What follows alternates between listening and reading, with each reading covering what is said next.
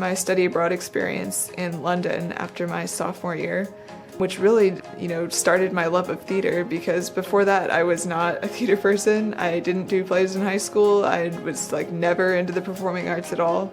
But I saw a bunch of shows that summer. I saw Phantom of the Opera for the first time twice. I was a groundling at the Globe Theatre for £5.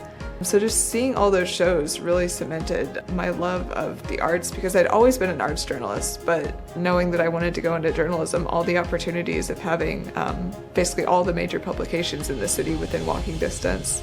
I had the chance to intern for Indianapolis Monthly and the Indianapolis Star, and just basically having all the media organizations that I would want to one day work for in the same city was really appealing. I grew up reading the Indianapolis Star, so for a long time I would just read the sports section before eventually branching out. But just kind of knowing that that was somewhere that I would want to work someday, and having grown up reading it, and my parents were both, very influential in fostering my love of writing and reading. I mean, journalists, a lot of times I think we take it for granted that you're given an assignment and you just go into that situation and you execute this brilliant story. But covering the Rose Bowl in Pasadena in 2018, which was the first double overtime Rose Bowl in the history of that game, and was also the first football game that I'd ever covered. So that was definitely a memorable experience. So I was in the press box alongside journalists from ESPN, the Washington Post, all these other big publications. And it was great because it was a week that I ended up writing something like 10 stories.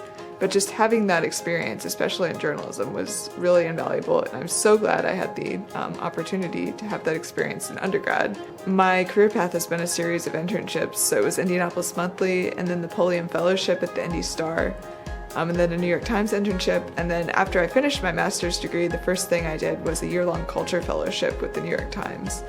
So during the end of my first internship with the New York Times, I pitched a freelance story about seeing 30 shows in 10 weeks on a student budget, which was kind of just crazy enough that I was like, I wonder if the theater editor would be interested in a story about this, and he was. So my dream job would eventually to be on staff in the culture department at the New York Times. Right now, I'm basically freelancing for them and doing the same thing that I did when I was a fellow, and also writing for other desks, but eventually long term I would love to be on staff. Happy 50th anniversary, liberal arts!